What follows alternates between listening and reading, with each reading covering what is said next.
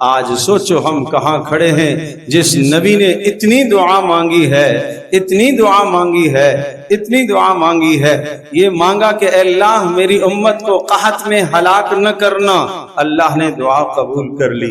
اے اللہ میری امت پر بیک وقت کوئی ایسا دشمن مسلط نہ کرنا کہ ساری امت کو ختم کر دے، اللہ نے قبول کر لی۔ ایک ایک دعا مانگ رہے ہیں، قبول ہو رہی ہے، قبول ہو رہی ہے۔ آپ نے فرمایا ہر نبی نے اللہ تبارک تعالیٰ سے ایک دعا مانگی، ہر نبی کو ایک دعا کا اختیار دیا گیا، جب چاہو مانگو، جب چاہو مانگو۔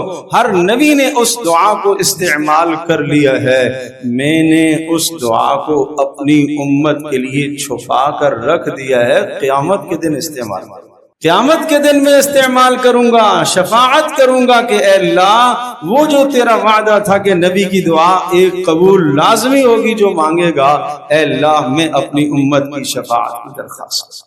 پھر امت کا بھی کوئی حق بنتا ہے، امت بھی وفاداری کرے۔